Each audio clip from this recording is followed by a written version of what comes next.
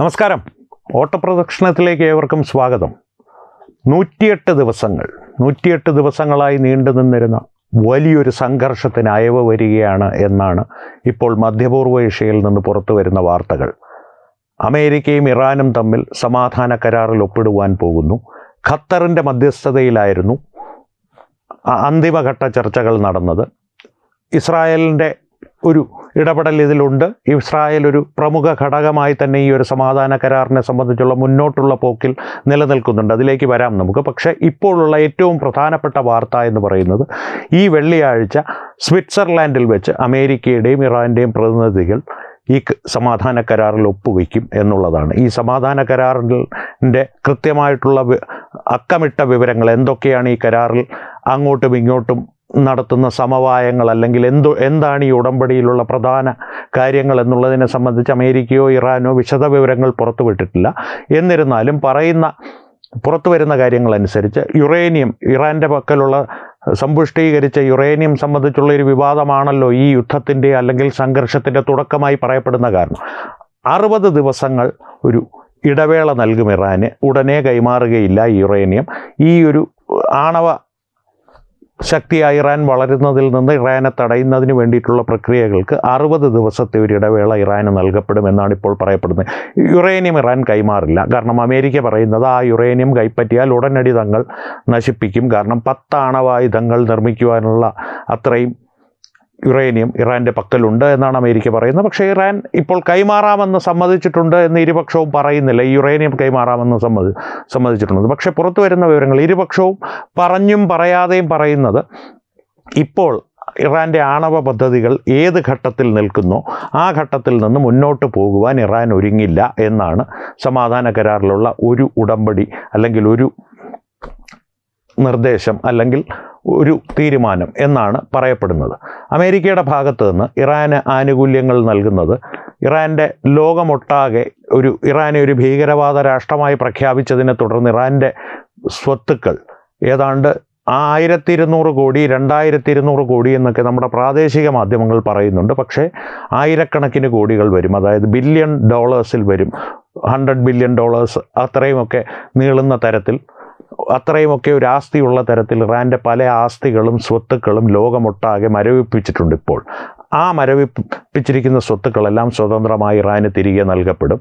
ഇറാൻ്റെ മേൽ നടത്തിയ ആക്രമണങ്ങൾക്ക് നഷ്ടപരിഹാരമായി ഏതാണ്ട് 36,000 കോടി രൂപയോളം അമേരിക്ക നൽകും. അല്ലെങ്കിൽ അതിനോടനുബന്ധിച്ച അതിന് തത്തുല്യമായിട്ടുള്ള പുനർനിർമ്മാണ പ്രവർത്തനങ്ങളും അമേരിക്ക ഏറ്റെടുക്കും ഇറാനിൽ.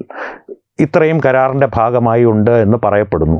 ഈ കരാറിൻ്റെ മറ്റ് ഘടകങ്ങൾ ഇപ്പോഴും രഹസ്യമാണ്. ഇരു രാജ്യങ്ങളും ഔദ്യോഗികമായി ഇത് സംബന്ധിച്ചുള്ള കൃത്യമായിട്ട് അക്കമിട്ട് നിരത്തിയ കരാറിൻ്റെ വ്യവസ്ഥകൾ പുറത്തുവിട്ടിട്ടില്ല. പക്ഷേ വെള്ളിയാഴ്ച സ്വിറ്റ്സർലാൻഡിൽ വെച്ച് സമാധാന കരാർ ഒപ്പിടുമെന്നുള്ള കാര്യത്തിൽ ഇരുഭാഗങ്ങളും അല്ലെങ്കിൽ ഇരു രാജ്യങ്ങളും സ്ഥിരീകരണം നൽകിയിട്ടുണ്ട് ഔദ്യോഗികമായി തന്നെ. ഇനി ഇതിൻ്റെ വിശദാംശങ്ങൾ, കരാറിൻ്റെ വിശദാംശങ്ങൾ ഔദ്യോഗികമായി അവർ പുറത്തുവിടുമോ എന്നുള്ളത് കാത്തിരുന്ന് കാണണം. കാരണം ഇറാനും അമേരിക്കയും മാത്രമല്ല, ഈ സംഘർഷത്തിൽ പ്രധാന കളിക്കാരനായി ഇസ്രായേൽ കളത്തിൽ ഇപ്പോഴുമുണ്ട്.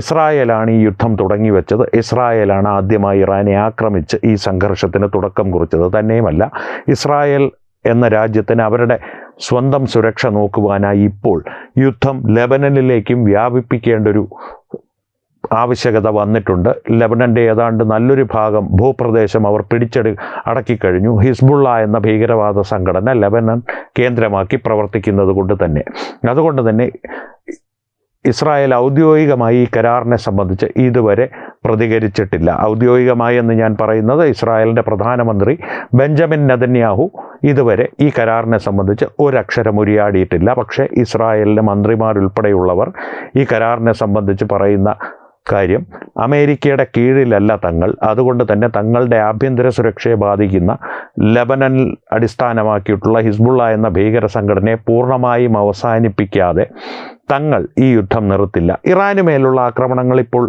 ഇസ്രായേൽ നടത്തുന്നില്ല. പക്ഷേ ലെബനനിലേക്കുള്ള ആക്രമണങ്ങൾ നിർത്തില്ല എന്ന് തന്നെയാണ് ഇസ്രായേലിൻ്റെ ഇപ്പോഴത്തെ നിലപാടെന്നാണ് നമുക്കറിയുവാൻ കഴിയുന്നത്. കാരണം രണ്ട് കാര്യങ്ങളുണ്ട്. ഒന്ന്, ഹിസ്ബുള്ള ഇപ്പോഴും ലബണനിൽ പ്രവർത്തിക്കുന്നുണ്ട്. പൂർണ്ണമായി ഹമാസിനെ തളർത്തി അത്രയുമെങ്കിലും ഹിസ്ബുള്ളയെ തളർത്തുവാൻ ഇസ്രായേലിന് ഇതുവരെ സാധിച്ചിട്ടില്ല. ഇനി അങ്ങോട്ടുള്ള ദിവസങ്ങളിൽ അതിനു വേണ്ടിയിട്ടുള്ള നടപടികളായിരിക്കും ഇസ്രായേൽ കൈക്കൊള്ളുക എന്നുള്ളത് തീർച്ചയാണ്. തന്നെയുമല്ല, അവരുടെ ആഭ്യന്തര സുരക്ഷയ്ക്ക് അനുയോജ്യമായ രീതിയിൽ ലെബനൻ്റെ കുറേ ഭാഗം ഭൂപ്രദേശം അവർ പിടിച്ചെടുത്തിട്ടുണ്ട്. ആ ഭൂപ്രദേശങ്ങളിൽ നിന്നും ഇസ്രായേൽ പിന്മാറില്ല എന്ന് തന്നെയാണ് ഇപ്പോൾ ഇസ്രായേലിൻ്റെ നിലപാടെന്നാണ് അറിയുവാൻ കഴിയുന്നത്. ഇത്തരത്തിലുള്ള ഇസ്രായേലിൻ്റെ നിലപാട് ഈ സമാധാന കരാറിൽ എന്തെങ്കിലും വിള്ളലുണ്ടാക്കുമോ, അത്തരത്തിലുള്ള എന്തെങ്കിലും വിള്ളൽ ഈ സമാധാന കരാറിലുണ്ടായി ഈ സമാധാന കരാറിൽ നിന്ന് ഇറാനോ അമേരിക്കയോ പിന്നോട്ട് പോകുന്നൊരവസ്ഥ ഉണ്ടാകും. അമേരിക്ക പിന്നോട്ട് പോകുവാനുള്ള സാധ്യത കുറവാണ്. പക്ഷേ ഇറാൻ പിന്നോട്ട് പോയാൽ അമേരിക്കയുടെ പക്കൽ മറ്റു മാർഗങ്ങളൊന്നുമില്ല, ആക്രമണങ്ങൾ തുടരുക എന്നുള്ളതല്ലാതെ. പക്ഷേ ഒരു ശുഭസൂചകമായിട്ടുള്ളൊരു കാര്യം, കഴിഞ്ഞ ദിവസം ലെബണനിൽ തീവ്രമായ ആക്രമണം ഇസ്രായേൽ നടത്തിയപ്പോഴും അതിനു മുൻപൊക്കെ ഇസ്രായേൽ എപ്പോഴൊക്കെ ലെബണനിൽ ആക്രമണം നടത്തിയിട്ടുണ്ടോ അപ്പോഴൊക്കെ ഇസ്രായേലിനെ ആക്രമിക്കാൻ ശ്രമിച്ചിരുന്ന ഇറാൻ കഴിഞ്ഞ ദിവസം നിശബ്ദരായിരുന്നു പരിപൂർണമായി എന്നുള്ളതാണ്. ഒന്നുകിൽ ഇറാൻ്റെ ആക്രമണ ശേഷിയെ സംബന്ധിച്ചുള്ള ഒരു കൊട്ടിഘോഷിക്കപ്പെട്ട ആക്രമണശേഷി കുറഞ്ഞു തുടങ്ങിയിരിക്കുന്നു, അല്ലെങ്കിൽ ഈ സമാധാന കരാറിന് വേണ്ടി ഉത്സുകരായിരിക്കുന്ന ഒരു വിഭാഗം അവിടുത്തെ ഭരണകൂടത്തിൽ ഇപ്പോഴുമുണ്ട്.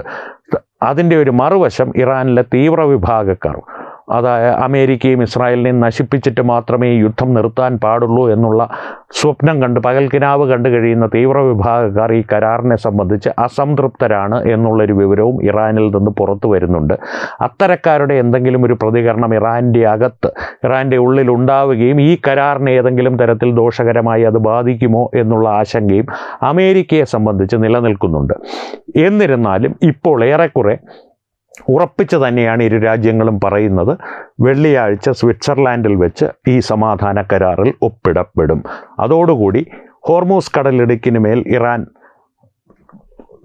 നടത്തിയിരിക്കുന്ന ഒരു നിയന്ത്രണമുണ്ടല്ലോ, അല്ലെങ്കിൽ നടപ്പാക്കിയിരിക്കുന്ന ഒരു നിയന്ത്രണം പൂർണ്ണമായും എടുത്തു മാറ്റപ്പെടും. ഒപ്പം ഇറാൻ തുറമുഖങ്ങൾക്ക് മേൽ അമേരിക്ക ഏർപ്പെടുത്തിയിരിക്കുന്ന ഉപരോധവും നീക്കം ചെയ്യപ്പെടും. അതോടുകൂടി മറ്റൊരു വ്യവസ്ഥ കൂടി ഈ കരാറിൽ ഉണ്ടാകുമെന്നറിയുന്നു. ഇറാന് എണ്ണ വിപണനത്തിനുള്ള അനുമതി സ്വതന്ത്രമായി നൽകപ്പെടും. ഇതിനു മുൻപ് ഞാൻ പറഞ്ഞു, ഇറാൻ്റെ ആസ്തികൾ ലോകമൊട്ടാകെ ഏത് കാരണം കൊണ്ടാണോ മരവിപ്പിച്ചിരുന്നത്, അതേ കാരണം കൊണ്ട് തന്നെ ഇറാന് മറ്റു രാജ്യങ്ങൾക്ക് എണ്ണ വിൽക്കുന്നതിൽ നിന്ന്, അല്ലെങ്കിൽ എണ്ണ വിൽക്കുന്നതിനോട് ഒരു എതിർപ്പ് അമേരിക്ക പ്രകടിപ്പിച്ചിരുന്നു എന്ന് മാത്രമല്ല, ഔദ്യോഗികമായി തന്നെ ലോകരാഷ്ട്രങ്ങൾ ഇത്തരത്തിലൊരു ഉപരോധം ഇറാൻ്റെ എണ്ണ വിൽപ്പനയ്ക്ക് മേൽ ഏർപ്പെടുത്തിയിരുന്നു. ആ ഉപരോധം പൂർണ്ണമായും നീക്കം ചെയ്യപ്പെടും ഈ കരാറിൻ്റെ പരിപൂർണതയോടുകൂടി, അല്ലെങ്കിൽ ഈ കരാറിൽ ഒപ്പിടുന്നതോടുകൂടി എന്നാണ് നമുക്കറിയുവാൻ കഴിയുന്നത്. അങ്ങനെ വരികയാണെങ്കിൽ മധ്യപൂർവ്വ ഏഷ്യയിൽ വലിയൊരു സാമ്പത്തിക ശക്തിയായി, ഇപ്പോൾ തന്നെ സൈനികമായി ഇറാൻ്റെ ശക്തി മധ്യപൂർവ്വ ഏഷ്യയിൽ ഏറെക്കുറെ തെളിയിക്കപ്പെട്ട് കഴിഞ്ഞു. നമ്മുടെ ഇവിടുത്തെ ഇറാൻ്റെ അനുകൂലികൾ വാഴ്ത്തുന്ന രീതിയിലല്ല, എന്നിരുന്നാലും അമേരിക്കയുടെയും ഇസ്രായേലിൻ്റെയും സംയുക്തമായ ഒരു ആക്രമണത്തെ ഇത്രയും കാലം പ്രതിരോധിച്ചു എന്നുള്ളത് തന്നെ ഇറാൻ്റെ സൈനിക ശക്തിയുടെ, അല്ലെങ്കിൽ ഒരു പ്രതിരോധ ശക്തിയുടെ തെളിവാണ്. അങ്ങനെയുള്ളൊരു പ്രതിരോധ ശക്തി ലോകത്തിന് മുൻപിൽ തെളിയിച്ച ഇറാൻ ഇനി വരും ദിവസങ്ങളിൽ ഈ എണ്ണയുടെ മേലുള്ള ഉപരോധവും കൂടി മാറ്റപ്പെടുകയും അവരുടെ ലോകമൊട്ടാകെയുള്ള സ്വത്തുക്കൾക്ക് മേലുള്ള മരവിപ്പിക്കൽ മാറ്റപ്പെടുകയും ചെയ്യുന്നതോടുകൂടി ഒരു വലിയ സാമ്പത്തിക ശക്തിയായി മധ്യപൂർവ്വ ഏഷ്യയിൽ വളർന്നു വരും. അത് സൗദി അറേബ്യയും UAE പോലുള്ള രാജ്യങ്ങളെ സംബന്ധിച്ച് വളരെ ആശങ്കാജനകമായൊരു വസ്തുതയാണ്. UAE ഇപ്പോൾ ഫലത്തിൽ ഈ കരാറിനെ പിന്താങ്ങുന്നു, ഞങ്ങൾ പൂർണ്ണമായും പിന്തുണയ്ക്കുന്നു എന്ന് ഔദ്യോഗികമായി തന്നെ പ്രഖ്യാപിച്ചിട്ടുണ്ടെങ്കിലും ഇറാൻ്റെ വളർച്ച ഏതൊരു കാലത്തിലും UAE സംബന്ധിച്ച് ആശങ്കാജനകമായൊരു കാര്യമാണ്. അതുകൊണ്ട് തന്നെ UAE ഇസ്രായേലിനെ പോലുള്ള ശക്തികളുമായി കൂടുതൽ അടുക്കുവാനുള്ള സാധ്യതയും രാഷ്ട്രീയ നിരീക്ഷകർ തള്ളിക്കളയുന്നില്ല. എന്തു തന്നെ ആയാലും എണ്ണവില ഇപ്പോൾ കുതിച്ചുയർന്നിരുന്ന എണ്ണവില താഴേക്ക് വന്നുകൊണ്ടിരിക്കുകയാണ്. ഓഹരി വിപണികൾ സ്ഥിരപ്പെട്ടു തുടങ്ങി. മുകളിലേക്കുള്ള കയറ്റം ഇനി തുടങ്ങുമെന്ന് വിദഗ്ധർ പ്രതീക്ഷിക്കുന്നു. സ്വർണ്ണവില കുതിച്ചുയരുകയാണ്. അത്തരത്തിലുള്ള ശുഭസൂചകമായ മാറ്റങ്ങൾ വിപണിയിലും കണ്ടു തുടങ്ങി ഈ കരാറിൻ്റെ ഔദ്യോഗികമായ പ്രഖ്യാപനത്തോടു കൂടി. പ്രത്യേകം ശ്രദ്ധിക്കുക, 39 തവണ ഇത്തരത്തിലുള്ളൊരു കരാർ നിലവിൽ വരുന്നു എന്ന് അമേരിക്കൻ രാഷ്ട്രപതി ഡൊണാൾഡ് ട്രംപ് പ്രഖ്യാപിച്ചിട്ടുണ്ട്. അപ്പോഴൊന്നും ഈ കരാർ നിലവിൽ വന്നിട്ടില്ല. ഇറാൻ്റെ ഭാഗത്ത് നിന്ന് പരിഹാസമാണ് ട്രംപിന് നേർക്കുണ്ടായത്. പക്ഷേ ആദ്യമായിട്ടാണ് ഇപ്പോൾ ഒരു സ്ഥിരീകരണം ഇക്കാര്യത്തിൽ ഇറാൻ്റെ ഭാഗത്ത് നിന്ന് ഉണ്ടായിരിക്കുന്നത്. അതുകൊണ്ട് തന്നെ സൂചകമാണ് ഈ കരാറെന്ന് പറയാതെ വയ്യ. കാരണം പശ്ചിമേഷ്യയിൽ പല രാജ്യങ്ങൾക്കും ഒരു ആശങ്കയുണ്ടെങ്കിലും ഇസ്രായേൽ ഉൾപ്പെടെയുള്ള ഭാരതത്തിൻ്റെ മിത്രങ്ങളായ രാജ്യങ്ങൾക്ക് ആശങ്കയുളവാക്കുന്ന തരത്തിൽ ഇറാൻ്റെ ശക്തി വർദ്ധിപ്പിക്കുവാൻ ഈ കരാർ ചിലപ്പോൾ സഹായിച്ചേക്കുമെന്നുള്ള വസ്തുത നിലനിൽക്കെ തന്നെ ലോകമൊട്ടാകെ ഒരു സാമ്പത്തിക പ്രതിസന്ധിയും ആശങ്കയും ഒക്കെ ഉണ്ടാക്കിയിരുന്ന അല്ലെങ്കിൽ ഉണർത്തിക്കൊണ്ടിരുന്ന ദൈനംദിന ജീവിതത്തെ തന്നെ ജനങ്ങളുടെ ദൈനംദിന ജീവിതത്തെ ബാധിക്കുമെന്ന തരത്തിലേക്ക് നീങ്ങിക്കൊണ്ടിരുന്ന ഈ യുദ്ധത്തിനൊരു പരിസമാപ്തി, താൽക്കാലിക വിരാമമെങ്കിലും ഉണ്ടാകുമെങ്കിൽ, ഹോർമൂസ് കടലിടുക്ക് തുറക്കപ്പെടുമെങ്കിൽ, ഇറാൻ്റെ തുറമുഖങ്ങൾക്ക് മേലുള്ള ഉപരോധങ്ങൾ മാറ്റപ്പെടുമെങ്കിൽ, ഇറാൻ്റെ എണ്ണ വിൽപ്പനയ്ക്ക് മേലുള്ള ഉപരോധങ്ങൾ നീക്കം ചെയ്യപ്പെടുമെങ്കിൽ, ഇവയെല്ലാം ആത്യന്തികമായി ഭാരതത്തിന് ഗുണകരമായി ഭവിക്കുന്ന ഘടകങ്ങളായി നമുക്ക് വന്നു ഭവിക്കും എന്നുള്ളതും വസ്തുതയാണ്. കാരണം ഇറാനിൽ നിന്ന് എണ്ണ വാങ്ങുന്നതിൽ മുൻപന്തിയിൽ നിൽക്കുന്ന രാജ്യം, അല്ലെങ്കിൽ രാജ്യങ്ങളിലൊന്ന്, രാജ്യമെന്ന് തന്നെ പറയാം, ഏറ്റവും കൂടുതൽ എണ്ണ ഇറാനിൽ നിന്ന് വാങ്ങുന്ന രാജ്യങ്ങളിലൊന്ന് ഭാരതം തന്നെയാണ്. അതുകൊണ്ട് തന്നെ ഔദ്യോഗികമായി ലോകരാഷ്ട്രങ്ങളെല്ലാം ഈ ഒരു ഉപരോധം എടുത്ത് മാറ്റുകയാണെങ്കിൽ, നീക്കം ചെയ്യുകയാണെങ്കിൽ അത് ഭാരതത്തിന് വളരെയധികം ഗുണം ചെയ്യുന്നൊരു തീരുമാനമായിരിക്കും, ഒരു ഘടകവുമായിരിക്കും. അതോടുകൂടി ഭാരതത്തിൻ്റെ വികസനത്തിനും അതൊരു കൈത്താങ്ങാകുമെന്നുള്ള കാര്യത്തിൽ സംശയമില്ല. എന്തായാലും ലോകത്തെ ആശങ്കപ്പെടുത്തിക്കൊണ്ട് തന്നെയാണ് ഇനി വരും ദിവസങ്ങൾ കടന്നു പോകുന്നത്. വെള്ളിയാഴ്ച വരെയുള്ള ദിവസങ്ങൾ. വെള്ളിയാഴ്ച ഈ ഒരു കരാറിലോ ഇരു രാജ്യങ്ങളും അമേരിക്കയും ഇറാനും ഒപ്പിട്ട് കഴിഞ്ഞാൽ പോലും ഇസ്രായേൽ എന്നുള്ളൊരു എക്സ് ഫാക്ടർ കളത്തിൽ നിലനിൽക്കുന്നുണ്ട് ഇപ്പോഴും. അവരുടെ അടുത്ത തീരുമാനം, അടുത്ത നീക്കം എന്തായിരിക്കുമെന്നുള്ളത് ഈ കരാറിനെ സംബന്ധിച്ചും ഈ കരാറിൻ്റെ സുഗമമായിട്ടുള്ള പാലനത്തെ സംബന്ധിച്ചും വളരെയധികം പ്രാധാന്യം അർഹിക്കുന്നൊരു ഘടകം തന്നെയാണ്. അതുകൊണ്ട് തന്നെ ഇസ്രായേലിൻ്റെ മേലും രാഷ്ട്രീയ നിരീക്ഷകരുടെ ആശങ്കയോടുകൂടിയ കണ്ണുകൾ നിതാന്ത ജാഗ്രതയോടുകൂടി തന്നെയുണ്ട്. ഇസ്രായേലിനെ സംബന്ധിച്ച് അവരുടെ ആഭ്യന്തര സുരക്ഷയ്ക്ക് അപ്പുറത്തേക്ക് മറ്റൊന്നും അവർക്ക് വിഷയമേ അല്ല.